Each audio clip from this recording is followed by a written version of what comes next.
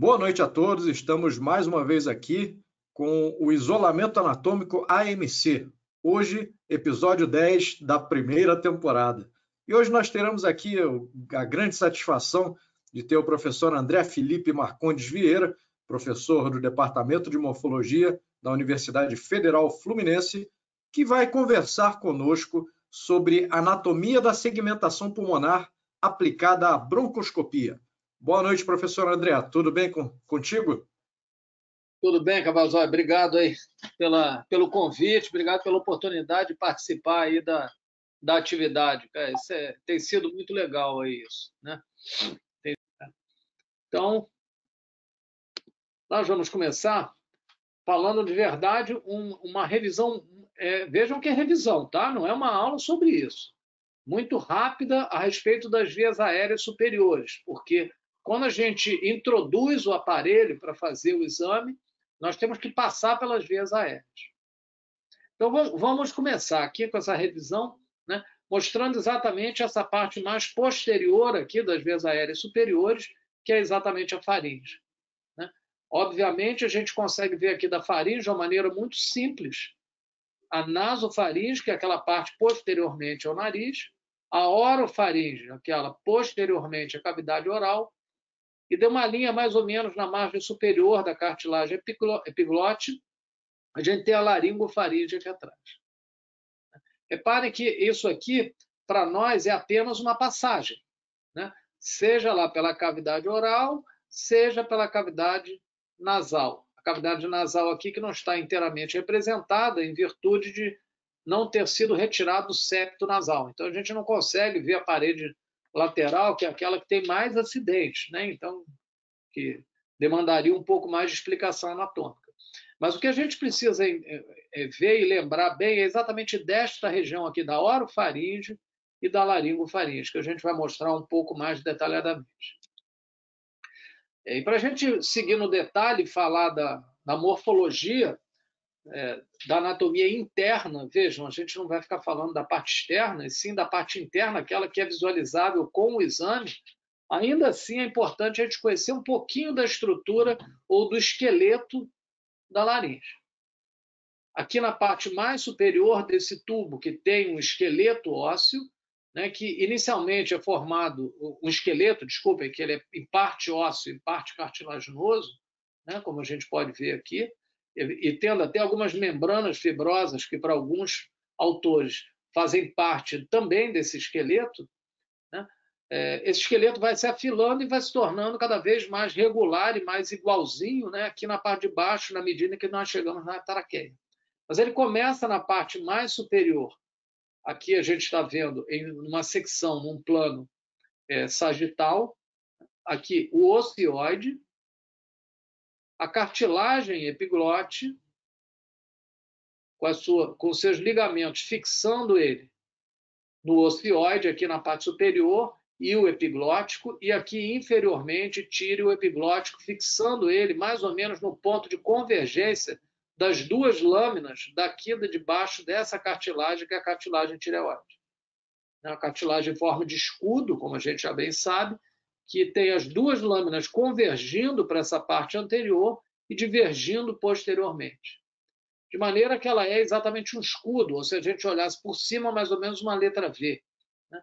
Com a parte anterior aqui convergindo e a posterior aqui divergindo, de maneira que não há uma parede posterior, uma abertura posterior, ou melhor dizendo, não há um fechamento posterior, ela é aberta posteriormente. E posteriormente essa fenda é fechada por partes membranosas, aqui a gente vai chamar, a grosso modo, de partes moles, e também pela parte mais alta desta cartilagem aqui de baixo, que é a cartilagem cricoide, que vai funcionar mais ou menos de maneira oposta à tireoide, que tem na sua porção anterior uma parte, ela é um anel que é mais baixo aqui na sua parte anterior e mais alto na parte posterior. Aqui nessa parte posterior tem um arco que forma um platô, onde se adapta exatamente essa cartilagem aqui, que é a cartilagem aritenoide. Aritenoide muito importante, que se articula aqui com a cartilagem cricoide, de maneira a fixar nessa projeção anterior, que é o que a gente chama de processo vocal, esta membrana fibrosa aqui, que se prende também à semelhança do que fazia a cartilagem epiglote, nesse ponto de convergência das duas lâminas da cartilagem tireoide. Esse é o ligamento vocal. Tudo isso aqui é revestido de mucosa no vivo. E a próxima figura, bem esquemática e simples, nos mostra a estrutura formada aqui numa vista anterior, mas eu queria chamar a atenção para essa de cá, para essa figura aqui, que é a vista superior. E vista superior é uma vista endoscópica. Nesta vista superior, o que a gente consegue ver? Exatamente aqui na parte superior, a cartilagem epiglote. Naturalmente, vocês vejam que tudo tem a mesma cor aqui, porque está tudo revestido por mucosa. Uma mucosa que é absolutamente igual em todas as partes aqui. Então, você não vê, por exemplo, coloração muito diferente, a não ser a coloração que aparece exatamente aqui sobre as pregas vocais, tá? Onde ela é mais clara um pouco. É mais clara porque aqui tem aquela parte ligamentar, a parte do processo vocal fica mais aqui nessa topografia e não é muito bem visualizada na hora que a gente vai fazer o exame. O que a gente consegue ver bem é isso aqui. Isso é a parte dos ligamentos vocais que, ao serem revestidos junto com o processo vocal da aritenoide pela mucosa, acabam se chamando de prega vocal. É muito interessante quando a gente olha nessa figura aqui e percebe aqui, por exemplo, nessa parte de trás, dois tubérculos, né, o corniculado e o cuneiforme, que correspondem exatamente à cartilagem aritenoide, e acima delas as outras cartilagens que ficam depois. O que nós vamos é ver uma coisa assim, né? A parte mais... isso aqui fica invertido, né? Fica invertido, com a epiglote para um lado e exatamente os tubérculos, olha, cuneiforme, corniculados, a fenda da glote aqui visualizado, né? E no fundo dessa fenda da glote a gente começa a ver lá os anéis traqueais. Então essa é a ideia. Bom, saindo daí, o que vai acontecer? A gente vai entrar, evidentemente, nos anéis traqueais. Nós vamos ter a oportunidade de visualizar a mucosa, ela é muito própria, tem detalhes dessa mucosa, mas vamos nos lembrar aqui, antes da gente ver os filmes propriamente dito, que a estrutura da traqueia ela é formada a partir de anéis cartilaginosos e membranas que fixam uns anéis nos outros, ou que ligam esses anéis. Portanto, é um tubo que é extremamente móvel, não há ossos aqui, o único osso que tem nesse conjunto todo é o ocioide, né, que está aqui em cima, portanto está longe dessa parte inferior, o que permite grande mobilidade na traqueia, tanto para ela subir e descer, que é o que acontece nos movimentos da deglutição, como de lateralidade para um lado e para o outro. De fato, ao examinar um paciente, quando a gente mobiliza aqui a região do compartimento visceral do pescoço, você vê que ele é extremamente móvel, ele vai para um lado e para o outro. Isso só é possível porque a traqueia é bem solta embaixo. Melhor dizendo, ela é bem maleável embaixo. Solta ela não é, ela é bem maleável. E ela estabelece, reparem aqui atrás, uma interface bem interessante com o esôfago. Aqui. De maneira que, quando você olha essa figura aqui, tem-se até a impressão de que a parede anterior do esôfago é a mesma parede posterior da traqueia. De fato, não é a mesma parede, são paredes diferentes, mas são as duas paredes, elas são bastante aderidas entre si e formadas basicamente por uma área que não tem esqueleto. Portanto, é possível para o indivíduo deglutir alguma coisa e projetar para diante essa parede anterior do esôfago, fazendo uma impressão para dentro da traqueia. sem que haja um grande problema aqui. Tá? Então, essa parede posterior da traqueia é bem flácida. E como a gente vai olhar lá na visão endoscópica, tem uma estrutura bem diferente dessa. Porque das paredes laterais e superior, se é que a gente pode chamar assim, porque na verdade é um arco, né? Há até quem descreva em anatomia endoscópica, vamos chamar dessa forma, os anéis traqueais como arcos de uma igreja. Né? E o assoalho, a partir de onde a gente passa nesses arcos, é exatamente essa área aqui, ó, a parede posterior, que é formado por uma musculatura que forma pregas longitudinais, aqui, como a gente vai ver daqui a pouco no exame, né, no filme. São pregas bem longitudinais. Isso tudo faz com que a gente chegue, seguindo no caminho do espaço aéreo, aos pulmões. Né? Os pulmões, evidentemente, deixa eu avançar um pouquinho aqui, daqui a pouco eu volto, a traqueia se divide para um lado e para o outro, né? Para o lado direito e para o lado esquerdo. Esta figura aqui, embora boa para a gente mostrar para vocês a segmentação, não nos permite uma visualização anatômica muito real.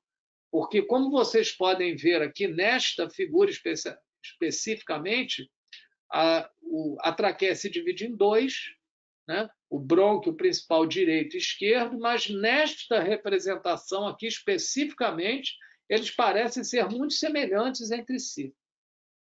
De verdade, semelhantes eles são, mas não nesta posição que está aqui.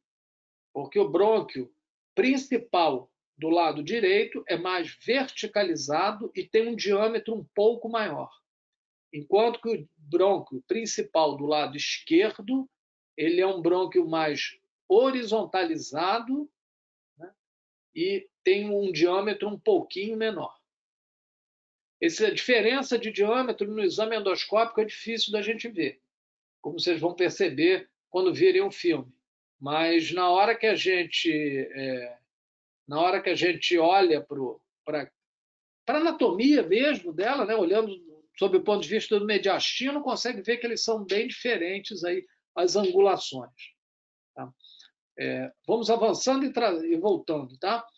Aqui a gente está vendo, então, a divisão desses brônquios. Reparem-se que eles se dividem como se fosse o tronco dividindo-se em vários galhos para chegar até as folhas de uma árvore. Essa ideia é muito, muito boa e tão usada na prática médica, no ensino da anatomia, que chega a se usar a expressão da árvore brônquica. Provavelmente vocês já ouviram falar isso.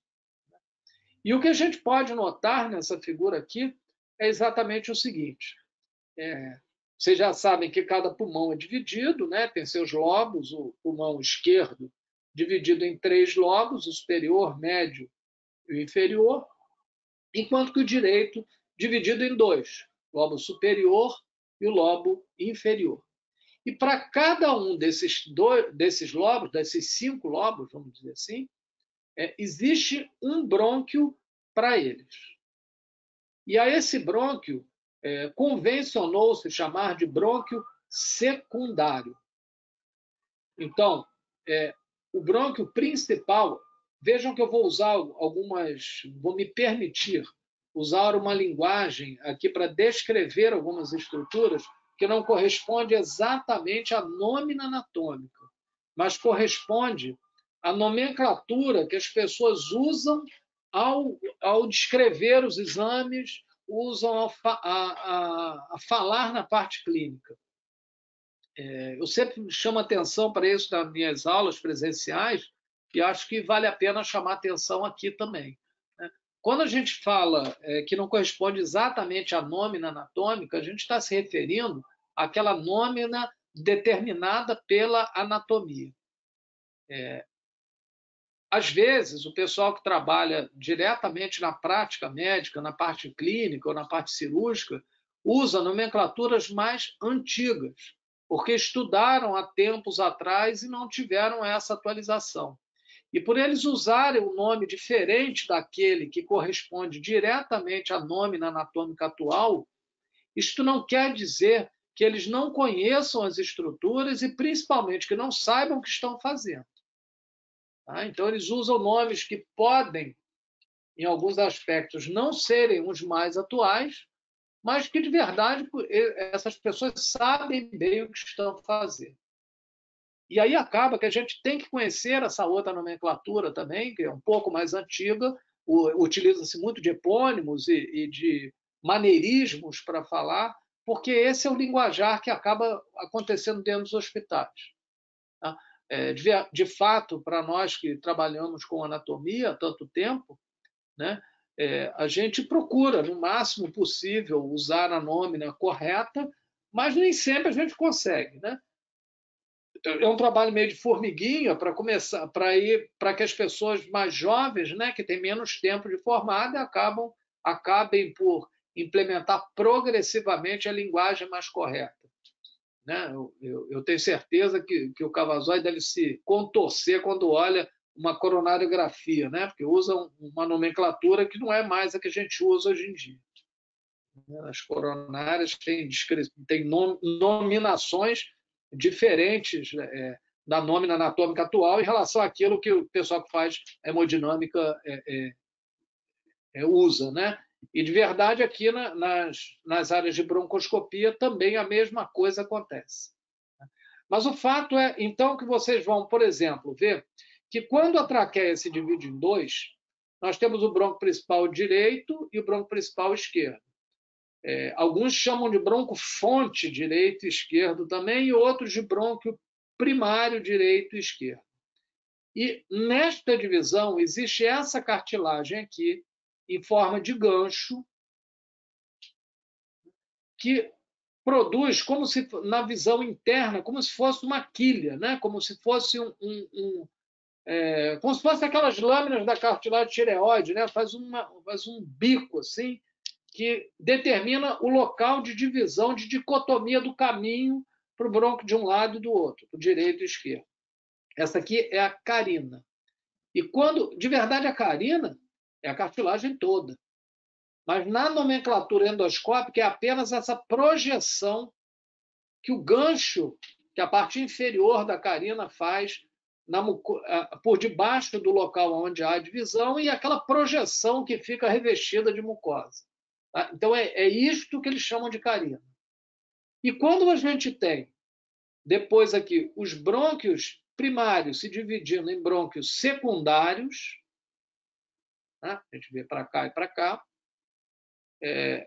eles usam a expressão de carina secundária aqui. Embora a carina, a rigor, seja apenas esta cartilagem aqui, cada vez que eles veem aquela projeção, e é bem fácil de ver, vocês vão ver nos vídeos, que divide um brônquio do outro, que faz a dicotomia de divisão do brônquio, eles vão chamar de carina. E na hora que você entra para dentro de um brônquio, entra para dentro é difícil, né? Entrar para fora não ia dar. Quando você entra para um brônquio, acompanhando a segmentação, olha aqui, essa imagem, eu devia ter botado ela antes até, né? Ela expressa melhor isso, o bronco principal e aqui o bronco secundário, como eles estão chamando, vendo aqui, e eles dizem que aqui tem uma outra carina.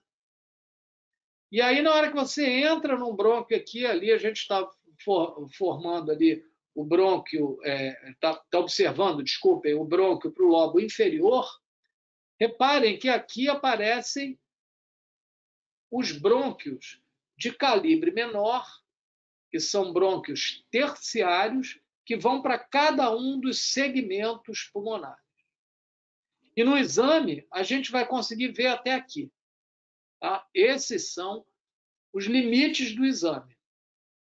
Imaginem que aqui a gente está pensando num aparelho que é uma fibra óptica, que entra na luz desse sistema de túneis, que é o sistema brônquico, e essa luz vai ficando cada vez mais estreita, até que vai chegar no momento que essa luz tem um calibre, tem um diâmetro, que é menor do que o aparelho. Então, o aparelho não consegue ir adiante. Então, é muito diferente você fazer uma endoscopia no pulmão em relação a fazer endoscopia no estômago. No estômago, você entra numa sala grande, com uma câmera, e você olha todas as paredes. não tem problema nenhum. Mas quando você entra numa árvore brônquia, você vai entrando em túneis. Você tem que entrar num túnel que dá passagem a vários outros. Depois você recua nesse túnel, entra num outro túnel, por exemplo, no brônquio para o lobo inferior, e aí você vai olhar todos os outros caminhos que aparecem ali. E aí você recua novamente. E se tiver um lobo médio, por exemplo, entra no lobo médio, né? Eu estou me referindo a ser lado direito e esquerdo, evidentemente. Né? E aí você olha de novo aqueles túneis que tem ali. Então, o que a gente vai fazer é esse vai e vem dentro desses caminhos e olhar os túneis. Os alvéolos não serão visualizados, evidentemente. Nem os bronquíolos, que a gente consegue olhar esses brônquios de calibre maior.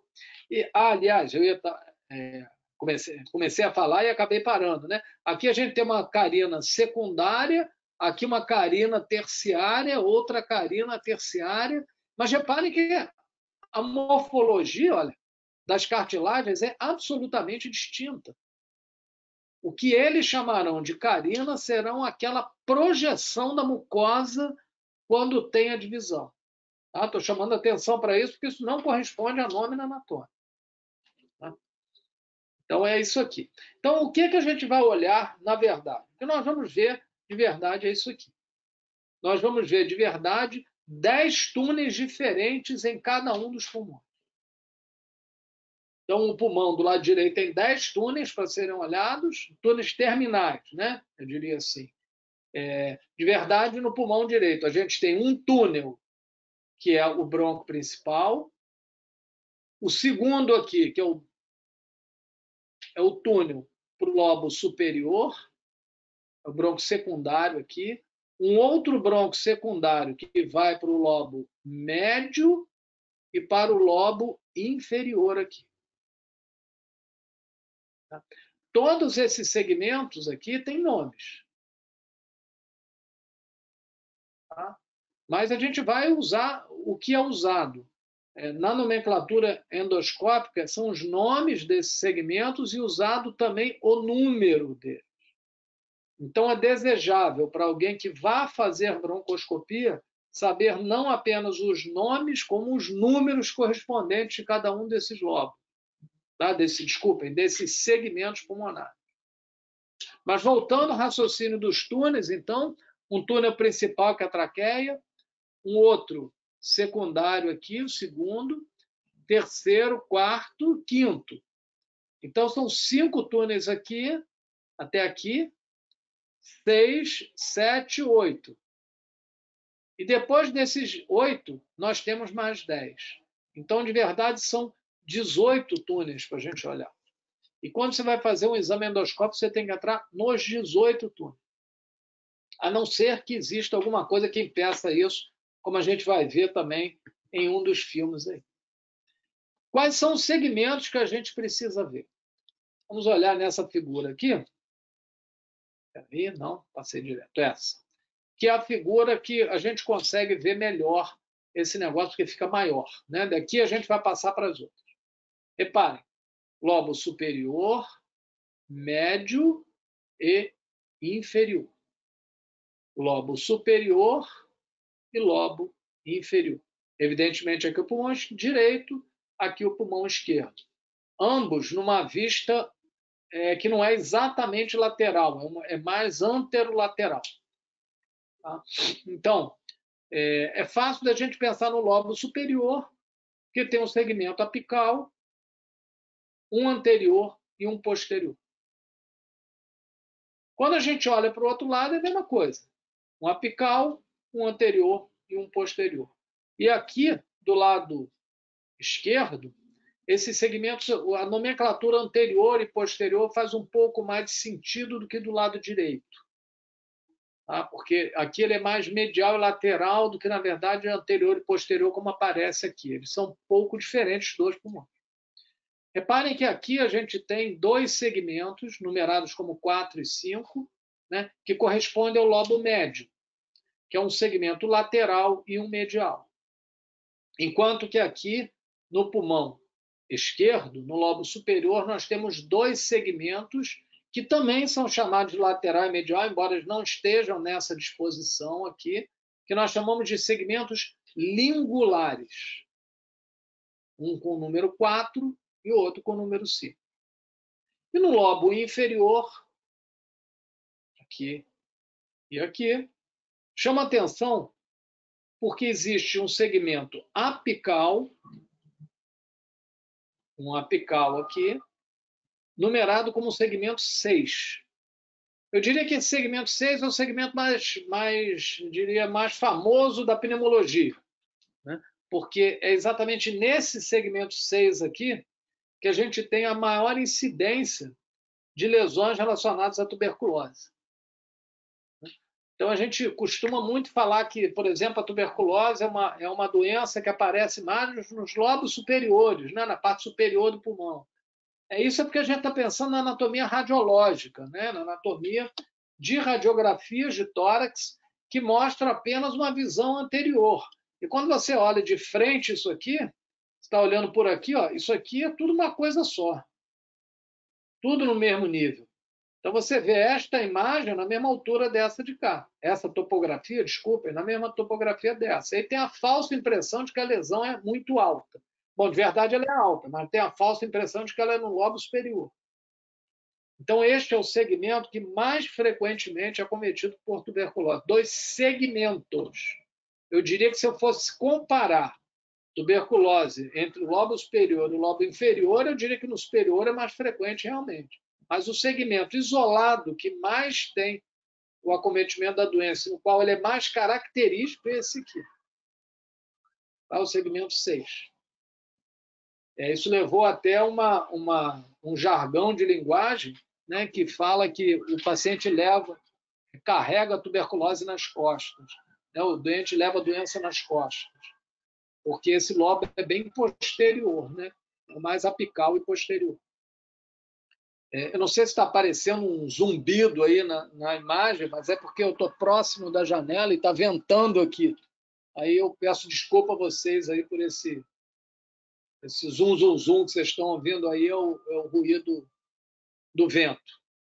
Tá? Bom, então, seguindo aqui na nossa explanação a respeito do lobo inferior, a gente tem o segmento apical, né? E 4 segmentos embaixo, são 7, 8, 9 e 10, que são os segmentos anterior, posterior, medial e lateral. E vamos ver a disposição deles no que se refere ao espaço aqui dentro, nos pulmões. Reparem, essa figura aqui talvez seja melhor um pouco para ver. Aqui, olha, lobo superior com segmento apical, um posterior e um anterior. Apical e os segmentos aqui anterior e posterior. Posterior aparece já do lado de cá. Né? Aqui é a vista anterior, aqui é a vista posterior. Reparem que aqui, como eu falei para vocês, era mais lateral e medial, né? Tanto que numa vista anterior a gente vê os dois, e aqui não. Aqui a gente só vê um anterior e o posterior é visto na vista posterior apenas, como a gente pode ver. Aqui a gente tem o segmento superior lingular e inferior lingular, num conceito anatômico um pouco diferente daquele que a gente usa em relação ao endoscópio, né, que no qual chama também de medial e lateral. Aqui, no lobo médio, a gente tem um segmento medial e um lateral, e no lobo inferior, a gente não consegue ver numa vista anterior aqui todos eles, né? O que consegue ser visto aqui numa posterior, já com uma maior facilidade. Segmento 6, né, o superior, o medial, lateral, posterior e o anterior aqui e aqui. Tá? Transportando isso para os brônquios, a gente tem exatamente isso. Segmento 1, aqui 1, o apical, 2, 3, lateral e medial, 4 e 5, olha, 4, medial e lateral, lobo médio, 6, aqui, ó. Tá, o segmento 6 tem uma posição muito peculiar, né, quando a gente faz a broncoscopia, porque ele sai sozinho ali. bem a partir do caminho principal. Se vocês forem seguindo a parede medial, se é que a gente pode usar essa expressão, de todo o brônquio, a partir do brônquio principal direito e esquerdo, o primeiro orifício que a gente vê é o segmento 6. Está vendo? De um lado e do outro. E aí vai lá para baixo e vê os 4 aqui. 1, 2, 3, 4 lá para trás. 1, 2, 3, 4. Tá? Que são 8, 9, 10 e 1. E o 7 aqui. Tá? 7 e 8, sai para lá, 9 e 10. Então a gente consegue ver aqui todos esses segmentos. Então, depois de olhar isso, novamente a gente tem uma figura aqui que facilita esse pensamento, né? Lobo superior representado em vermelho, o lobo médio em verde e os lobos inferiores em azul. Então, seguindo aqui o brônquio principal direito, nós vemos segmento apical, posterior e anterior. No lobo médio, lateral e medial. No lobo inferior, nós temos o apical saindo lá para trás, ó. Médio basal, posterior basal, lateral basal e anterior basal. Vejam que aqui aparece uma nomenclatura medial basal, anterior basal, posterior basal, que não é exatamente a nomenclatura anatômica. Tá? Mas é assim que é descrito quando se faz a broncoscopia. Tá?